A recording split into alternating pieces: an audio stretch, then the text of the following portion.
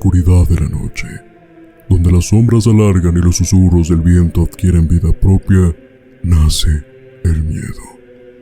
Es ese compañero inseparable, el eco de nuestras más profundas inquietudes, el susurro de lo desconocido que se cierne sobre nosotros en la penumbra.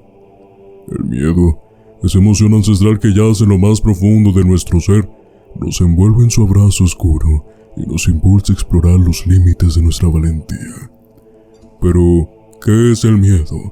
Sin una manifestación de nuestra humanidad, es el eco de nuestros anhelos y temores más íntimos, la chispa que enciende la llama de la imaginación y nos sumerge en un mundo de fantasmas y criaturas de la noche.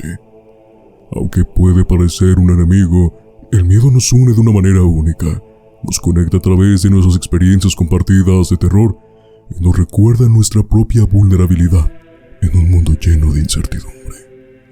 Bienvenidos a Miedos Nocturnos, un viaje a través de las sombras de la noche, donde exploraremos los rincones más oscuros de la mente humana y nos sumergiremos en las profundidades del miedo. Acompáñanos mientras desentrañamos los misterios de lo sobrenatural, compartimos historias de horror y nos sumergimos en el fascinante mundo de lo desconocido.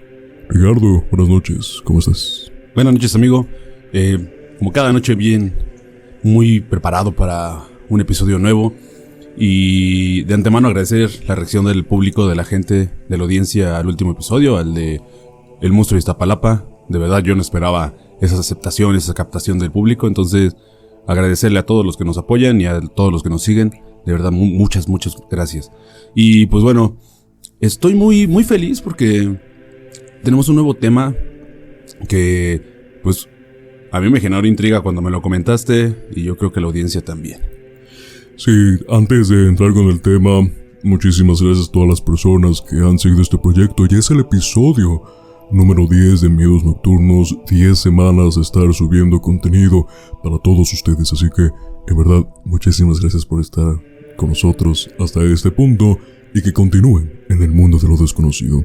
En efecto, Ricardo, el tema de hoy pues es bastante escéptico para algunos, conspirativo para otros.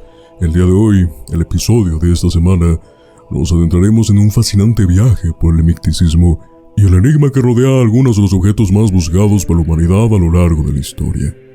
Desde reliquias religiosas hasta artefactos misteriosos, estos tesoros han cautivado la imaginación de generaciones enteras, despertando la curiosidad y alimentando las leyendas a lo largo del tiempo. En este episodio, exploraremos el misterio y la fascinación que rodea objetos sagrados que han sido codiciados a lo largo de los siglos.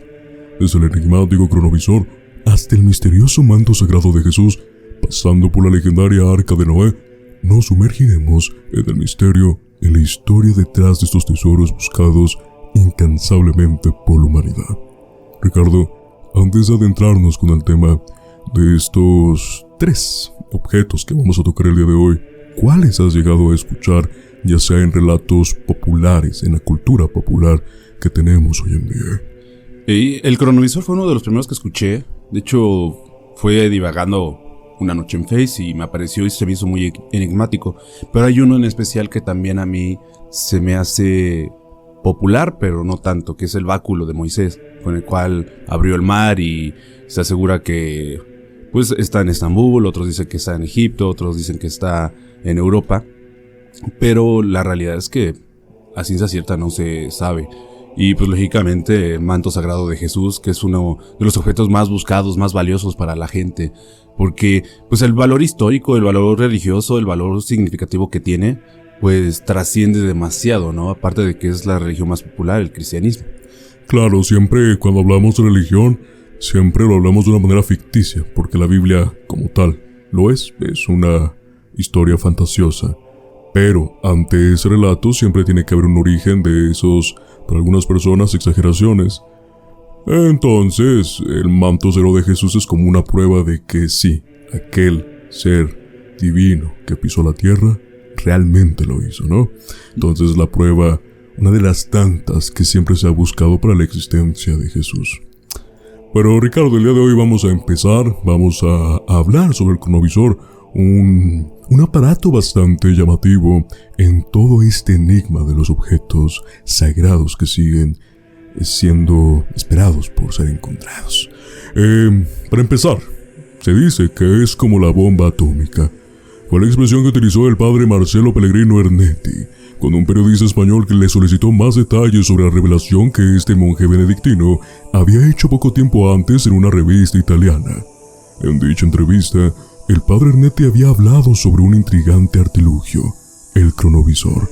Según sus palabras, ese dispositivo tenía la capacidad de capturar imágenes y videos en eventos del pasado. ¡Wow! Para empezar, ¿quién fue el padre Ernetti? Marcelo Pellegrino Ernetti nació en 1925 en Rocca Santo Stefano, un pueblo situado en la región de Lazio, en Italia. A los 16 años, ingresó en la abadía de San Giorgio Maggiore, perteneciente a la orden benedictina, en Venecia, y permaneció ligado a este lugar hasta su fallecimiento el 8 de abril de 1994. Fue durante su estadía aquí donde aseguró haber desarrollado el cronovisor. El padre Ernetti era conocido como el principal experto mundial en música prepolifónica, que abarca desde el siglo VIII a.C. hasta los siglos X y XI después de Cristo. Además de su dedicación a la música, también ejerció como exorcista y poseía distinciones en teología y música sacra. Respecto a sus conocimientos en otras áreas del saber, algunos investigadores afirman que tenía una licenciatura en física cuántica y filosofía, aunque esa afirmación es cuestionada por otros, quienes consideran que su conocimiento en estas áreas eran limitados.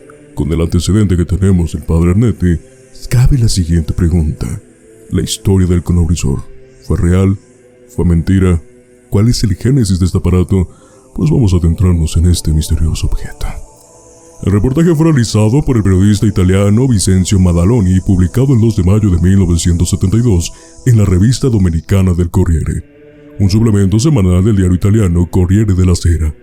En esta extensa entrevista de 5 páginas, titulada «Inventó la máquina que fotografía el pasado», Ernetti reveló a Madaloni que, junto a un grupo de 12 destacados científicos, había desarrollado el cronovisor.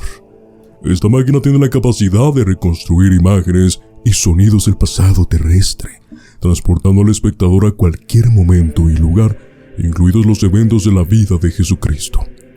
Los controvertidos trabajos de Ernetti no eran desconocidos antes de su entrevista con Madaloni. De hecho, ya se habían mencionado en al menos 4 publicaciones entre el año de 1965 y 1971, aunque ninguna de ellas había tenido el impacto de la nota de la Domenica del Corriere. Durante la entrevista con Madaloni, Ernetti explicó brevemente cómo funcionaba su innovadora invención y los principios teóricos que lo respaldaban. Además, descartó cualquier asociación con cuestiones de parapsicología y metafísica, afirmando que se trataba de ciencia pura. Así lo explicó Ernetti. En 1956 comencé mis primeros estudios de oscilación electrónica aplicada a la música. Yo enseñaba prepolifonía. Soy profesor con la única cátedra existente en el mundo de esta materia. Se basa en el principio de la física aceptado por todos los eruditos, por el que las ondas sonoras y visuales, una vez emitidas, no se destruyen, se transforman, resisten eternas, omnipresentes, y es posible reconstruirlas como energía psíquica. El material disgregado no es solo el átomo, también los elementos más pequeños, y a través de determinados procesos se puede reconstruir en su forma primitiva. Esto es posible porque es energía. Por supuesto, requiere de aparatos apropiados. Se trata de una cuestión científica basada en el principio de que las ondas del sonido son energía. Por esto pueden ser capturadas y recuperadas. El invento no se relaciona con los procedimientos de la parapsicología y de la metafísica. Es ciencia en estado puro. En resumen, según Ernetti, las ondas sonoras y visuales, una vez emitidas, no se destruyen, sino que permanecen eternas, ya que son formas de energía. El monje benedictino se encargó de explicar cómo era posible recuperar y reconstruir esas ondas sonoras y visuales utilizando la tecnología disponible en los años 50 y 60. Además, describió cómo podrían haberlas observado de manera similar a una transmisión televisiva. Ernetti dijo en el reportaje que habían hecho comprobaciones con personajes fáciles de capturar, debido a su cercanía con el tiempo, como el Papa Pío XII o Benito Mussolini. Sus imágenes fueron posteriormente comparadas con películas de la época. Los resultados son satisfactorios, contó en entrevista. O sea, habían captado en el cronovisor, por ejemplo, un viejo discurso de Mussolini, y luego lo compararon con la grabación original del mensaje del duque y ambos coincidían. Pero esto no era todo. Lo que parecía ser más aventurado aún era más el artículo firmado por Madaloni. Fue ilustrado con una supuesta foto del rostro de Cristo. ¿Es el verdadero rostro de Cristo captado y fotografiado casi 2000 años después? Se preguntaba la revista junto a una imagen a página entera de un Jesús sufriente en la cruz, con sus ojos suplicantes mirando al cielo. Y por si faltaba algo todavía, Arnett agregó que la máquina que había inventado podría provocar una tragedia universal. ¿Por qué? Quiso saber Madaloni.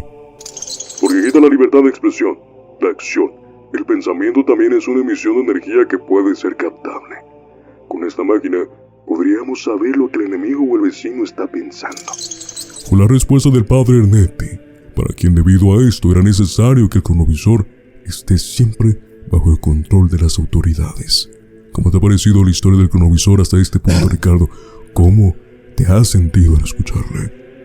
Hasta aquí me intriga mucho, porque yo sabía el objetivo del cronovisor, tal cual lo explica, pero no entendía el trasfondo.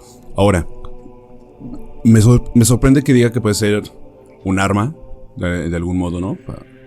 Para fines bélicos, ¿no? En algunos siniestros, pero lo que más me sorprende es cómo puedes recuperar la foto o la imagen de una persona miles de años atrás. ¿En qué me quiero basar? En que hay una captación, mejor dicho, no una captación, hay una historia sobre la Segunda Guerra Mundial de un buque que fue extraviado y que apareció misteriosamente después en otra ubicación del mundo. ¿Ok?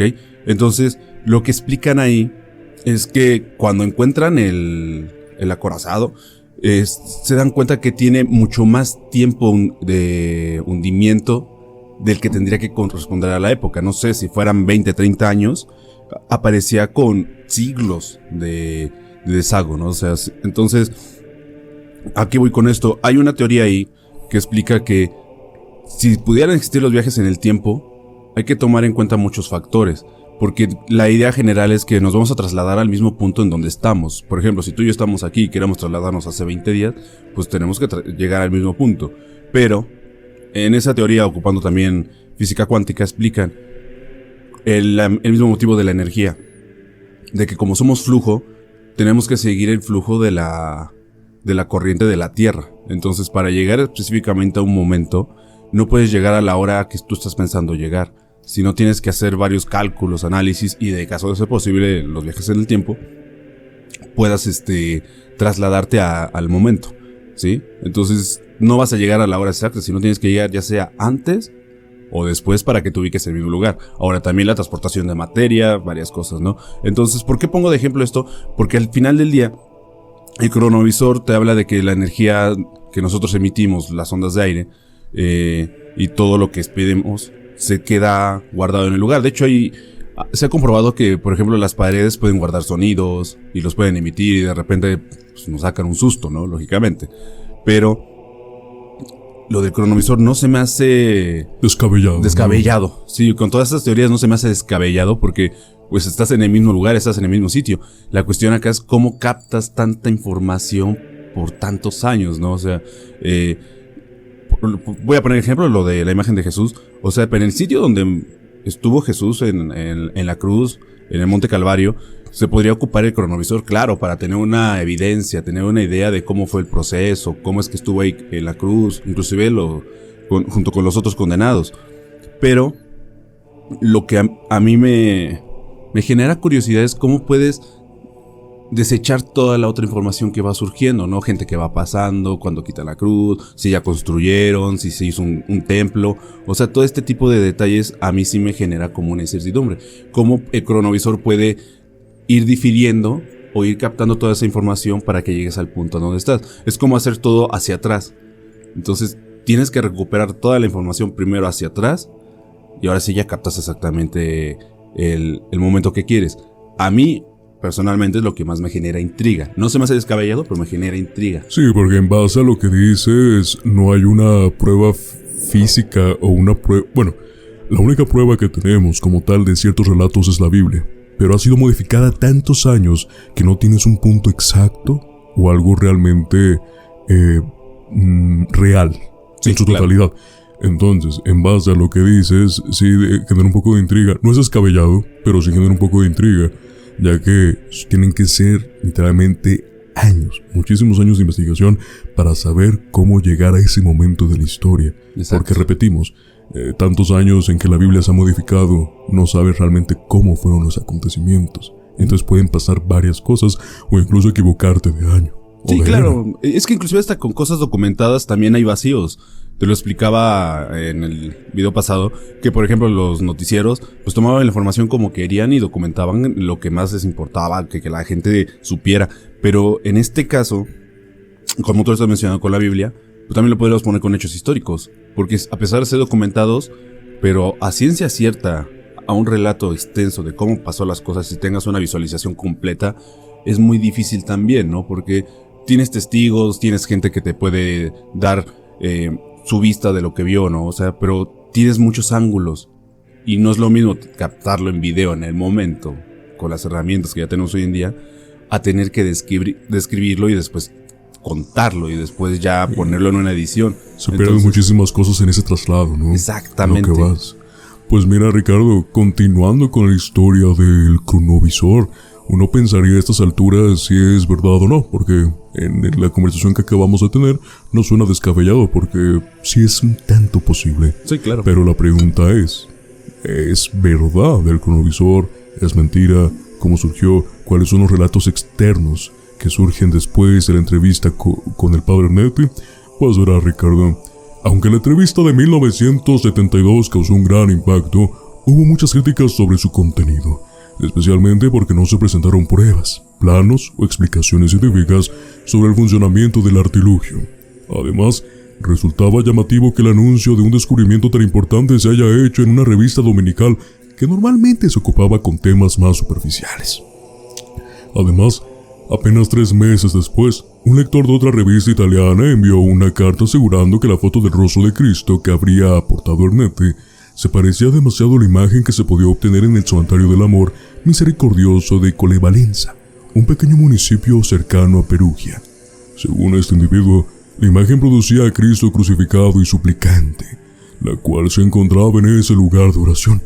La comparación entre la foto de la entrevista y la estampa que venían en Colevalenza no dejaba lugar a dudas. Eran casi idénticas.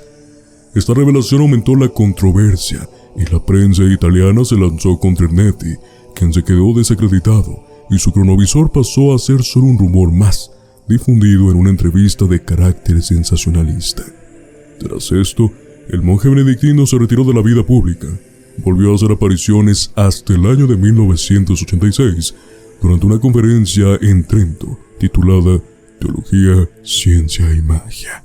En cuanto a la prensa, recién en el año de 1993 volvió a hablar sobre la supuesta máquina para observar el pasado, pero lo hizo a regañadientes con el periodista español Javier Sierra. Durante su diálogo con Sierra, Ernetti se desligó de aquella supuesta foto de Cristo que apareció en la nota de Domenica del Corriere. Años antes, ya había intentado desvincularse del asunto de Maddaloni, quien luego del reportaje dijo que la foto en realidad se la había proporcionado un tal señor X, un informante que supuestamente tenía acceso al cronovisor y que le habría facilitado el contacto con Ernetti. Además, Ernetti se defendía en su círculo cercano recordando que la entrevista con Maddaloni no había confirmado la autenticidad de la foto, sino que simplemente se había limitado a sonreír, acompañando su reacción con la frase «Ya llegará el tiempo en que podré hablar».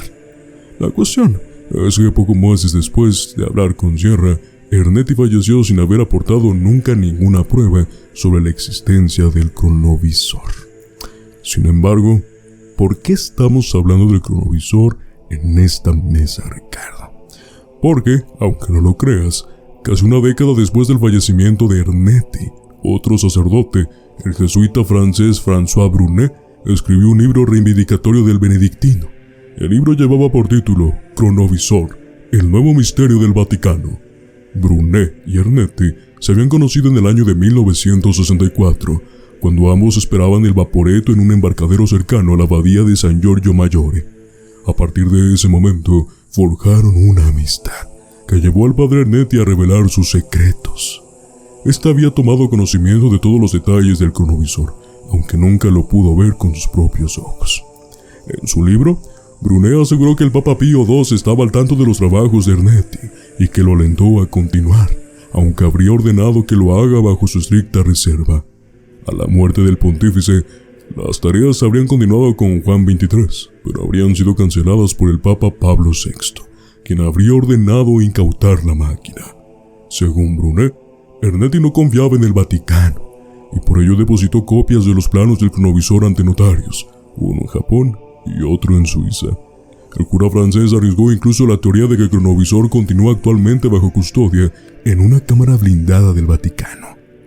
Brunet sostuvo que la decisión de Ernetti de romper la orden papal de mantener silencio sobre su investigación durante aquella entrevista en el año de 1972 habría sido por despecho, para desafiar la orden de la incautación del aparato. El libro del cura francés también recoge las explicaciones de Ernetti sobre cómo habría comenzado todo.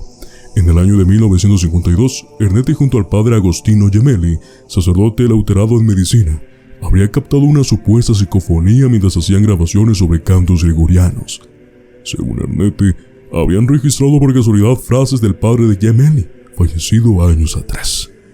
Luego, en una reunión con Pío XII, este los habría alentado a profundizar sus investigaciones, ya que era ciencia y no algo espiritista. Esa experiencia de Ernetti y Gemelli, según Brunet, fue el disparador de la investigación que posteriormente terminó concretándose en el cronovisor. 4 años más tarde, en el año de 1956, el cronovisor ya era una realidad. Según Ernetti, le dijo a Brunet, y durante una reunión en el Vaticano con el sumo pontífice y el presidente de Italia habrían presenciado la crucifixión de Cristo.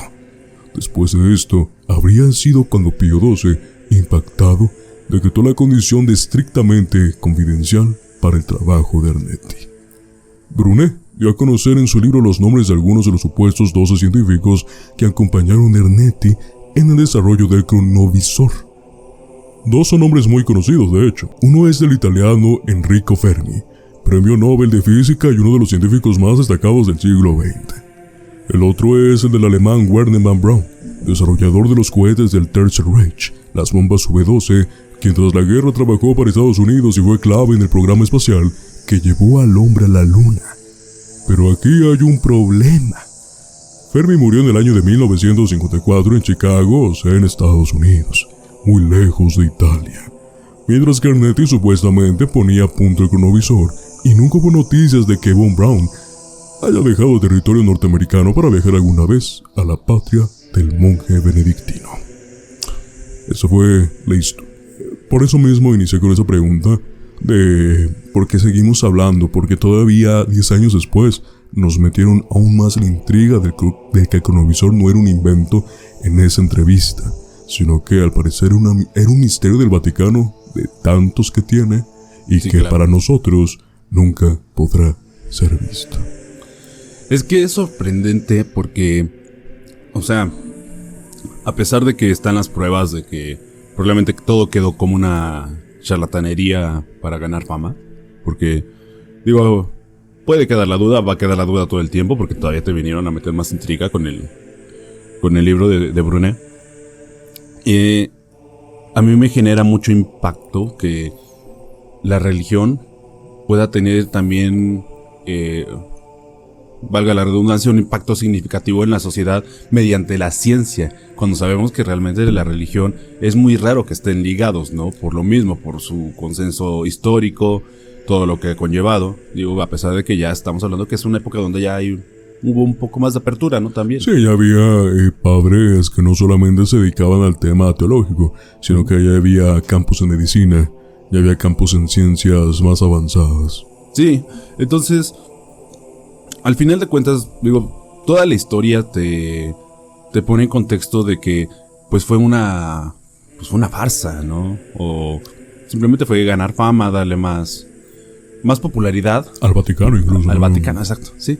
Entonces, digo, para mí, para que un papa te ponga algo como confidencial estrictamente, tiene que ser algo realmente muy significativo, un exorcismo de algún famoso, no sé, o sea, la exclusión de la iglesia de alguien importante, O sea, como que ese tipo de cositas sí, yo siento como que sí una son problemática más social, ¿no? Sí, algo que implique más afectaciones directamente al Vaticano, ¿no? O sea, digo, esto, si es un invento y te puede servir a futuro, yo creo que como científico lo que quieres es que la gente lo conozca, no que te lo quiten, ¿no?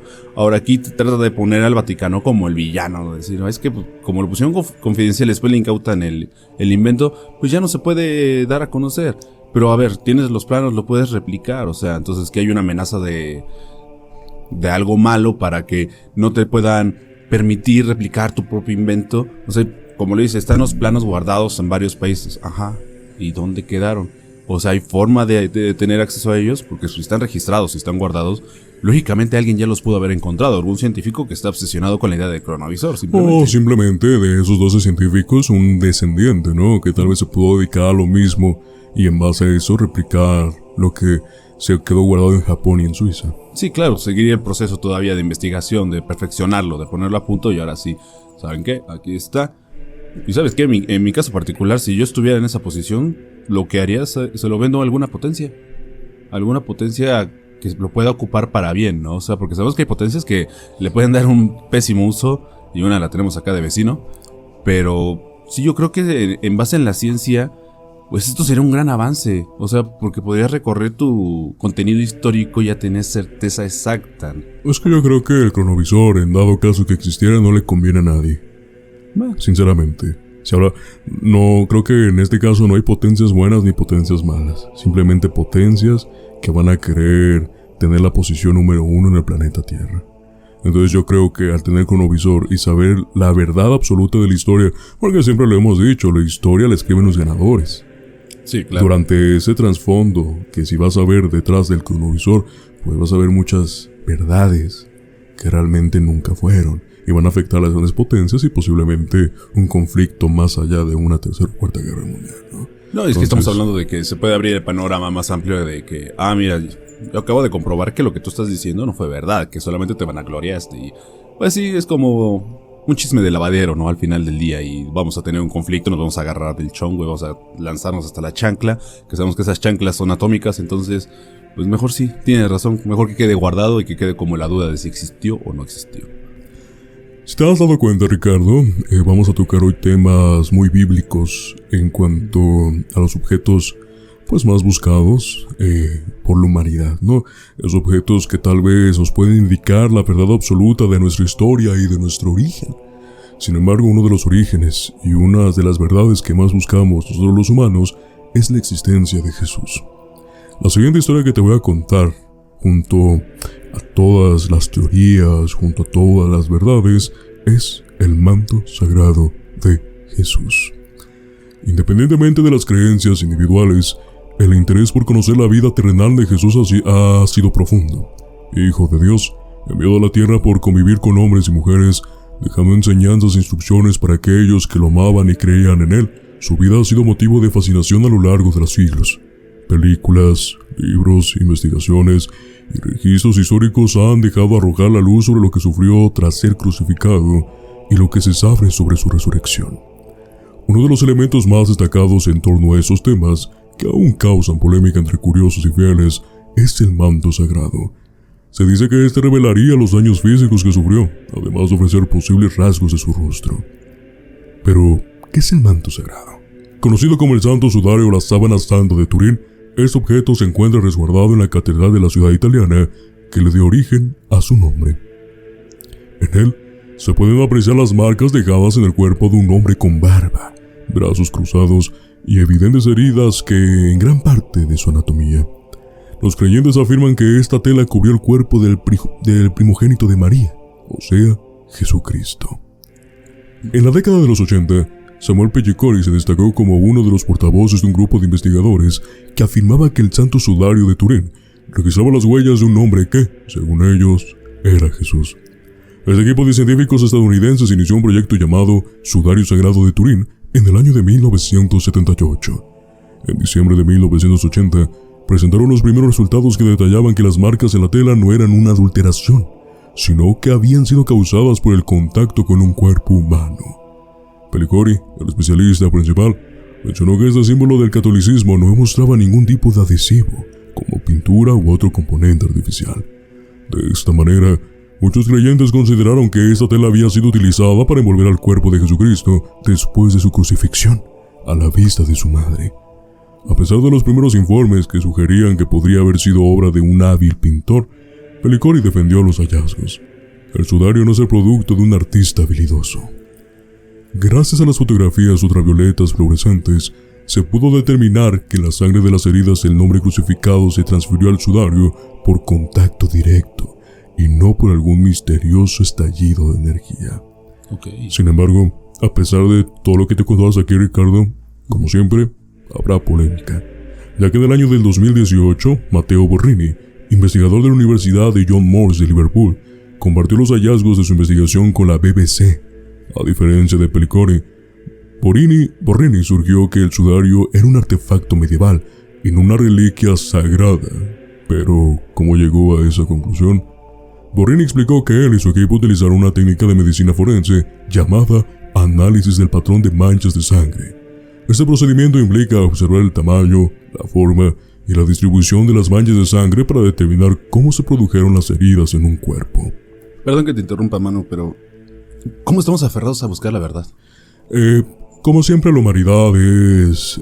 tenemos a creer en algo, tendemos a buscar siempre la verdad, a pesar de estar equivocados. Entonces, siempre es así, a lo largo de la historia. Eso nos ha identificado como seres humanos. Sí, es que eso es lo que me sorprende, porque a pesar de que ya te dan una versión, viene alguien y trata de desmentirla siempre. Entonces, a mí me sorprende eso, o sea, somos seres acostumbrados al conflicto, a decir, es que yo pienso que no es verdad y te lo voy a comprobar, y viene otro y trata de desmentir el que desmintió de nuevo. Entonces es como un vaivén entre las olas, porque viene una y te dice que no, y viene otra y te dice que sí, y así la vamos manteniendo, ¿no? Entonces, bueno, qué afán de que no sepamos la verdad, o de que estemos exentos a decir es que todo esto fue ficticio, ¿no? O sea, digo, está bien por un lado porque podemos desmentir ciertas cosas, pero el tema religioso siempre ha sido bien delicado para la humanidad, de cualquier religión, no solamente la cristiana, cualquier religión. Sí, siempre es aferrante. Creo que generar siempre este debate es importante. El mundo ha estado infectado por charlatanes a lo largo de su historia. Lamentablemente son aquellos que siempre salen ganando. Entonces, siempre es bueno tener este equilibrio de buscar la verdad, pero en esa verdad siempre va a existir la mentira. Sí, claro. Y lamentablemente eso va a ser durante años y jamás vamos a descubrir qué fue lo que pasó realmente. Sí, porque porque por ejemplo el manto sagrado es un objeto tan viejo que no puedes extraer el ADN porque se destruye fácilmente. Entonces pudo ser cualquier persona, sinceramente. Pero por los años, por las expresiones, por el tema físico. Exactamente. Pero hablando de historia, Ricardo, te voy a contar un poquito de la historia del manto sagrado. Vamos a tener... Eso es sumamente importante para entender todo lo que hemos platicado hasta ahora. Según los antiguos escritos, después de que Jesús fue crucificado, su cuerpo fue bajado de la cruz, limpiado y envuelto en un manto lo suficientemente largo como para cubrirlo por completo. Con el fin de evitar que surgieran rumores sobre su resurrección, algo que ya se comentaba entre los creyentes y críticos de Jesús, las autoridades romanas a cargo de Pilatos decidieron colgar su cuerpo en una tumba. Esta tumba, una cueva, fue sellada con una roca gigante y pesada que requería más de una persona para ser movida. Este evento marca uno de los momentos más significativos para los creyentes. Cuando los romanos descubrieron que habían destruido los mecanismos de seguridad artesanales, se acercaron al sepulcro solo para encontrarse con que no estaba el cuerpo de Jesús, solo un manto manchado de sangre. En él se podía apreciar la marca de su rostro y las heridas que había sufrido. Al no creer en su resurrección, los romanos asumieron que el cuerpo había sido robado por los discípulos. Esos últimos se convirtieron en los guardianes de la tumba para evitar que el cuerpo sufriera algún daño. Antes de terminar con ese tema, la pregunta es: ¿ese objeto sagrado realmente está perdido? Pues es posible que ustedes hayan leído que es uno de los objetos más buscados del mundo debido a las controversias y debates en torno a su origen y autenticidad. A pesar de las dudas, sigue siendo una pieza de gran importancia y devoción para muchos creyentes y una de las pruebas para algunos irrefutables de que Jesucristo estuvo en nuestras tierras. Pues, a mí se me hace muy complicado, más que nada por la antigüedad que tiene el manto que tendría para este momento. Y sobre todo, sí hay que pensarlo un poco detenidamente, porque pues se puede confundir con otros, como lo decía en la investigación de 2018, pues a lo mejor perteneció a otra época al que encontraron y tratan de aseverarlo conforme a la imagen que tenemos de Cristo, ¿no? Al final del día. Y es también como la túnica que ocupó Jesús, que se supone que está resguardada por el Vaticano, que sí la tienen ellos, la original, que un romano la ganó mientras jugaban al pie de la cruz cuando Cristo ya estaba pereciendo, ¿no? Como dice la Biblia, por el perdón de nuestros pecados, ¿no? Entonces, se me hace intrigante saber si sí está todavía el original en el estado correcto como para conservarlo, para cuidarlo, para comprobar que sí es. Y lógicamente esta duda sí es muy lógica. ¿Por qué? Porque en la búsqueda de la verdad tendemos a aseverar pruebas que tenemos en ese momento, pero que nadie nos garantiza que sean las correctas, ¿no? Inclusive hasta las pinturas, porque muchas veces algunas pinturas de la imagen de Jesús es que tuve la revelación de cómo era Cristo una noche y decidí pintarlo, algún artista, ¿no? Entonces igual puede pasar aquí, ¿no? Tal día tuve el presentimiento, tuve la aclaración divina en mi mente de que en tal sitio tenía que ir y yo encontraba una prueba de que Jesús estuvo aquí, ¿no? Sí, la historia religiosa se ha basado simplemente en apariciones, ¿no? ¿Sí? Sin nunca una verdad absoluta, solamente de alguien que tal vez, tal vez, se ha aprovechado de ese momento, simplemente. Sí, claro, muchas personas sabemos que buscan aprovecharse de lo que las personas son más sensibles o buscan obtener la realidad, ¿no? La verdad. Como Pie Grande, por ejemplo, que platicamos la otra vez. Sí, hay varias. Un ejemplo claro, no recuerdo de quién fue este tema. Una vez alguien regresó, por ejemplo, de la muerte. Entonces le preguntaron cómo era.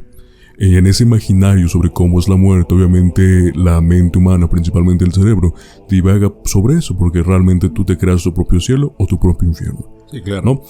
En base a eso, una vez que resucita esta persona, le preguntan cómo es, ella refleja cómo fue que sintió, cómo fue que observó el cielo.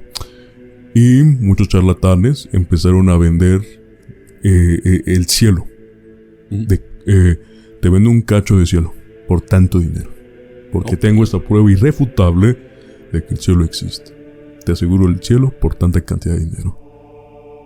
La gente se lo compra. La gente se lo compra y después la persona desaparece mágicamente. Entonces, sí, claro, ¿no? Entonces esa historia se ha repetido cuántas veces durante tantos años, y a pesar de que decimos que tal vez sí tenemos inteligencia para aceptar mentiras, realmente es lo contrario.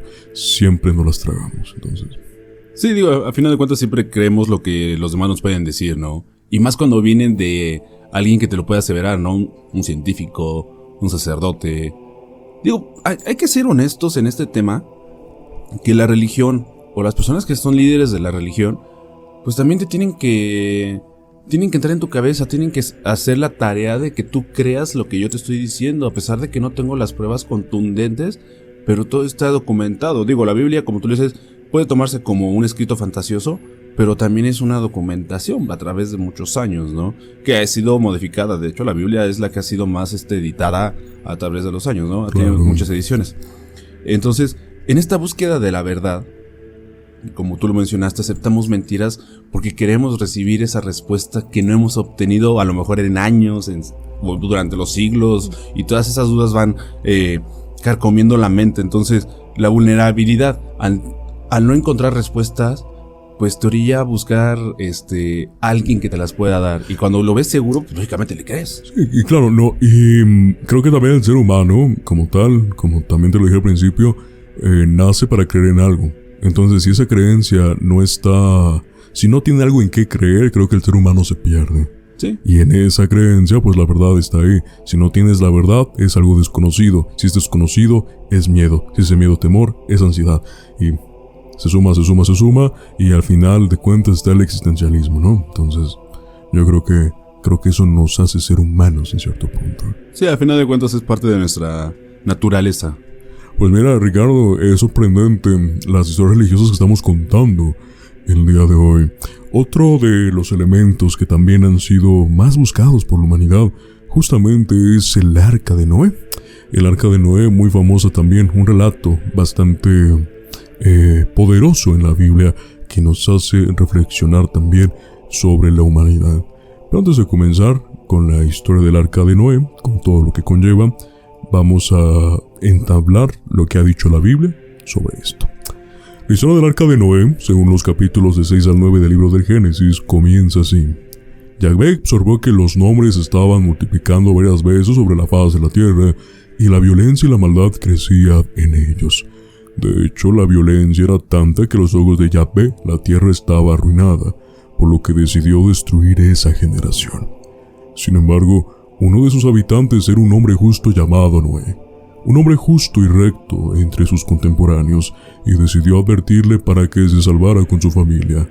Yahvé dijo a Noé que construyera una embarcación y que llevara con él a su esposa, a sus hijos Sem, Cam y Jafet, y a las esposas de estos. Adicionalmente, tenía que llevar de ciertos tipos de animales, hembra y macho, y en distinta cantidad. De los puros debía tomar 7 y de los impuros una sola pareja. Y para suministrarles alimentos, le dijo que tomara y almacenara la comida necesaria. El periodo que Noé tuvo para la construcción del arca es indeterminado. Algunos interpretan los 120 años mencionados en el relato como el plazo hasta el diluvio, y para otros solo es una reducción del promedio de vida de la humanidad. Luego acontece el diluvio.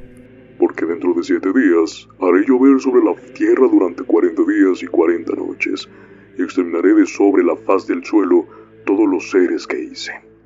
Cuando Noé completó el arca, entraron con él su familia y los animales que le habían mandado. Aquel día fueron rotas todas las fuentes del grande abismo, y las cataratas del cielo fueron abiertas, y hubo lluvia sobre la tierra 40 días y 40 noches. Según el relato del diluvio, cubrió hasta las montañas más altas, y todas las criaturas de la tierra murieron. Solo Noé y los que estaban en el arca, sobrevivieron. Finalmente, después de 150 días, el arca se asentó en el monte Ararat, y las aguas retrocedieron por algunos días hasta que emergieron las cimas de las montañas. Entonces, Noé envió un cuervo que salió y estuvo yendo y volviendo hasta que las aguas se secaron sobre la tierra. Luego, Noé envió una paloma, que regresó porque no tuvo dónde posarse. Noé envió de nuevo a la paloma y regresó con una hoja de olivo en su pico, y entonces supo que las aguas se habían retirado. Noé esperó 7 días más y envió a la paloma una vez más, y esta vez el ave no regresó, pero tuvo que esperar unos días más. Entonces él, su familia y los animales salieron del arca. Noé ofreció un sacrificio a Yahvé, y Dios decidió que no volvería a exterminar a todos los seres vivos con aguas de diluvio, ni habría más diluvio para destruir la tierra.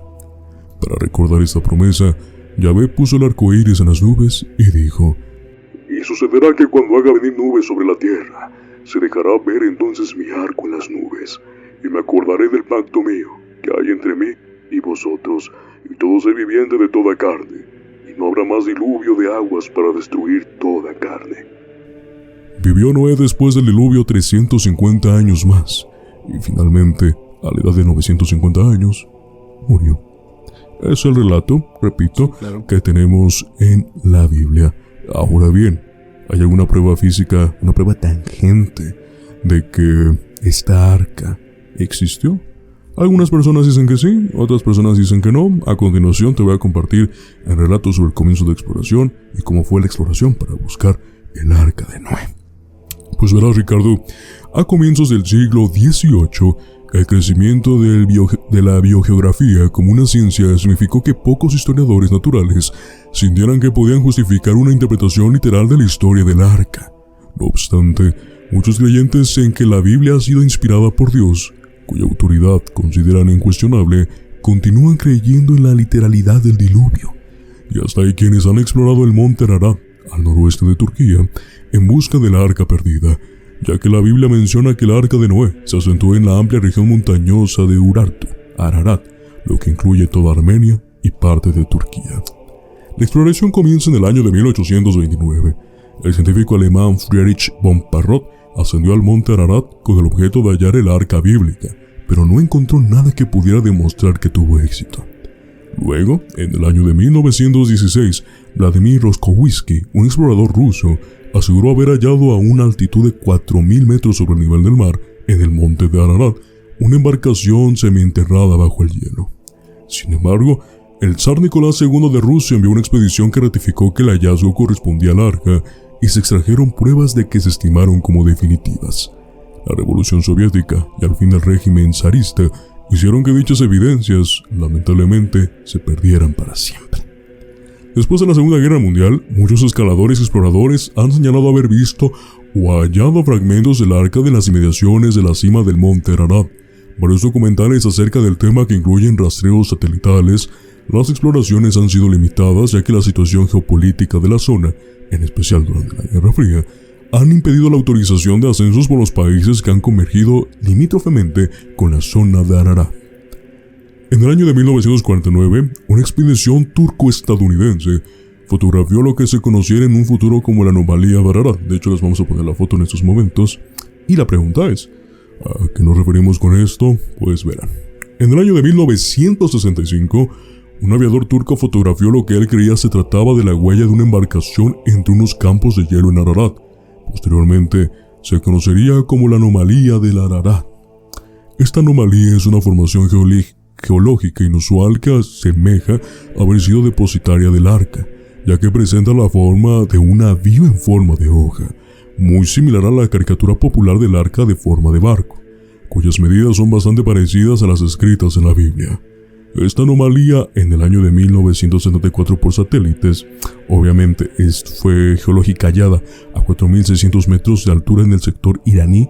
Obviamente, repito, fue identificada a su vez en el año de 1974 por satélites. Sin embargo, se demostró que se trataba de una formación de lava volcánica. Sin embargo, el más reciente, ocurrido en el año de 2010, fue de parte de unos investigadores chinos y turcos que aseguraron en un 99% haber hallado una importante porción del navío. Dichos hallazgos incluyen una sección compartimentada de madera datada mediante el método de carbono 14 de 4.800 años y que podría haber albergado animales, ya que parecía un pesebre. No obstante, al mismo tiempo que se anunciaba el descubrimiento, un grupo de cientistas cristianos aseguraban que era un montaje fraudulento en comparación con el campesino de la zona. Eso fue muchas exploraciones que en un principio no llegan a nada y hasta muchos años después, estamos hablando de que la primera fue en 1829 y hasta 1900 y tantos fue cuando se tuvo la primera prueba real en esta expedición del Arca de Noé. Se me hace muy enigmático. Creo que esta historia es de las que menos intriga me generó, porque se van encontrando muchos peros, ¿no? Sí, o sea, también cómo vas a tener una embarcación a esa altura, ¿no? Digo, hay que entender, la Tierra ha ido sufriendo cambios a través de los años que la misma ciencia no los ha comprobado. A mí personalmente la historia del Arca de Noé se me hace muy... Es un tema que a mí me gusta mucho. Me encanta ese tema porque te explica que la esperanza pues puede surgir para los que son justos, ¿no? O sea, digo, vamos a ponerlo en ese contexto. Pero sí buscar la prueba irrefutable de que sí existió, de que sí pasó el diluvio, porque pues lógicamente ya cuántos años han pasado, ¿no? Aparte, estas mismas historias, como lo es la misma Biblia, al principio pues dice que la humanidad tenía una esperanza de vida enorme, o sea, entonces tu tiempo de envejecimiento era menor y pues después se va reduciendo el tiempo de vida. Sí, estamos hablando de que Noé vivió 900 años. Sí, o sea, nada más, casi un milenio. Entonces, no sé si puedan encontrarla algún día de verdad, o sea, porque te dicen que son pruebas irrefutables, pero ¿cómo lo compruebas, no? Y aparte de una expedición a esa altura, en un monte, pues, está súper complicado, o sea, no es como algo muy sencillo de hacer, no es como si fuéramos al mar a una selva. Por ejemplo, las pirámides, ¿no? O sea, las pirámides acá en México que fueron descubiertas, que estaban recubiertas de tierra, de piedra, para poner ahí los templos cristianos, ¿no? Después de la conquista. Y que después, posteriormente, pues, se van descubriendo. Sí, tengo entendido que fue en la época del Porfiriato, ¿no? Ajá. donde la mayor parte de estas pirámides fueron pues descubiertas. Sí, por la misma erosión de la tierra, pues Claro. ya empezaron a salir fragmentos, ¿no? Inclusive no estamos muy lejos, aquí en Cholula hay una. Entonces, lo que sí, a mí sí me sorprende lo del arca, o sea, es muy complicado, o sea, va a ser difícil que puedan comprobarlo y hacer una expedición, porque deja tú que sea el traslado, la planificación, el costo, o sea, solamente para comprobar una parte de la historia bíblica. Y además del costo, extraer una parte ya, como lo mismo del mando de Jesús, algo que ya lleva tantos años, algo que es muy delicado. Entonces extraer cualquier cosa se puede hacer polvo. Sí, se Poco puede destruir, tiempo. se puede desmoronar, ¿no? Aparte estamos hablando que es madera, o sea, hay madera que ya le pasó de todo, ya tuvo humedad, ya se secó, ya no tiene como esa resistencia que tenía en un principio, ¿no? Aparte pues, son miles y miles y miles y miles y miles de años.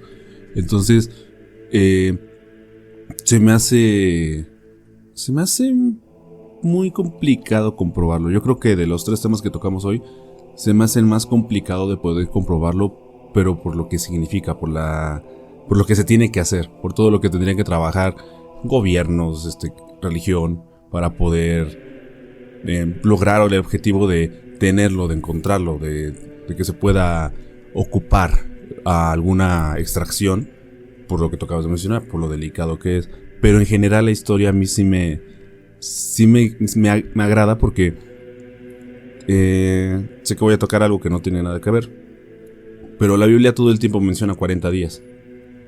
Sí, o sea, todo el tiempo. Numerología ahí, ¿no? Ajá, numerología. Y al día 41 todo se aclara, por decirlo así, o todo se empieza a solucionar. Entonces, es una muy buena metodología que se puede ocupar para la vida misma, ¿no? Por eso es que a mí me fascina la historia del Arca de Noé. Porque como ocupa tanta numerología, y todas sus historias ocupan numerología, te da a ti una esperanza, ¿no? De, ok, 40 días y probablemente el día 41 ya todo esté bien. Digo, no es factible como que todo el tiempo pase, pero sí es como una buena señal de esperanza para la gente, ¿no? A lo mejor la historia del Arca de Noé lo que quiere simplificar es eso, ¿no? Que dentro de cualquier tempestad, pues la esperanza de que todo vuelva a calmarse y llegar a su nivel siempre debe de persistir, ¿no? Sí, además de ser un tema pues muy fantasioso, al final del día siempre tiene que haber una reflexión. Como tú lo mencionas, algo que te dé esperanza a la humanidad. Al final del día la Biblia también fue hecha para eso. Sí, para otorgar fe y esperanza y una forma de poder seguir, ¿no? Como tú lo mencionaste, si no creemos en algo, si no tenemos fe en algo, pues lógicamente estamos perdidos como humanos. De estas 3 historias, Ricardo, ¿cuál fue la que más te gustó? Acabas de aclarar que el Arca de Noé fue la menor, pero quiero saber de esas 3, ¿cuál fue la que más te llamó la atención? Por todo el contexto, tal vez, por toda la historia, por la polémica, ¿cuál fue la que más te gustó? El cronovisor, de entrada. O sea, el manto de Jesús es un tema que como religioso, bueno, o sea, como parte de la religión que profeso, se me hace interesante, pero lo que a mí sí me gustaría y me encantaría es que sí pudiera existir la capacidad de poder regresar a momentos del pasado, como lo explica el cronovisor, de alguna forma, de algún método y buscarlo, ¿no? O sea, entonces, eso a mí me generó un impacto de ser posible, como tú lo dices, puede ser ocupado como un arma, como una herramienta para destruir a tus enemigos, a tus países, pero también se puede ocupar como una herramienta para nosotros. O sea, imagínate, voy a poner un ejemplo. Yo nací y probablemente mi papá tenía una enfermedad terminal y ya no lo pude conocer, ¿no? O nazco y mi mamá pues también fallece en el parto. Entonces, yo quiero conocerlo. Yo quisiera saber cómo era, ¿no? Entonces, y lo estoy trasladando nada más a ese punto, ¿no? Como un punto más sensible, un poquito más entendible. Un poquito más básico, ¿no? Sí, Algo ¿no? que cualquier persona puede estar en sus pies. Sí, porque imagínate, hay personas que tienen esos traumas de que no pudieron conocer a su familia, o extrañan a alguien y les gustaría conocerlo, o no sé, también psicológicamente, yo nunca entendí por qué mi papá fue así conmigo, ¿no? O sea, porque yo lo conozco desde que ya tengo noción de memoria, ¿no? Pero vas atrás, ¿por qué? ¿Qué sufrió? ¿Qué pasó? ¿Qué no me contó? ¿Qué no tuvo la capacidad de platicar conmigo? O sea, como que ese tipo de detalles te podrían ayudar. Ojo, yo lo estoy viendo en el lado de que se puede ocupar para bien, ¿no? Un para lado más destruir. humano, ¿no? Sí. Porque sería fantasioso pensar que el cronovisor para las grandes potencias no lo ocuparían para algo malo. Sí, exacto. O sea, sí, hay que ser sinceros. Repito, la historia está escrita por los ganadores. El cronovisor te daría la verdad sobre esas historias, algo que no le conviene a las grandes potencias. Entonces, de hecho, a ninguna potencia. sí, Yo creo que hasta en ningún país, porque hasta los que están en vías de desarrollo también no les convendría, porque hay puntos de su historia donde quedan también como héroes. Sí, sobre todo, y un claro ejemplo es pues la mayoría de la historia de México, ¿no? Uh-huh. Un gran ejemplo de eso.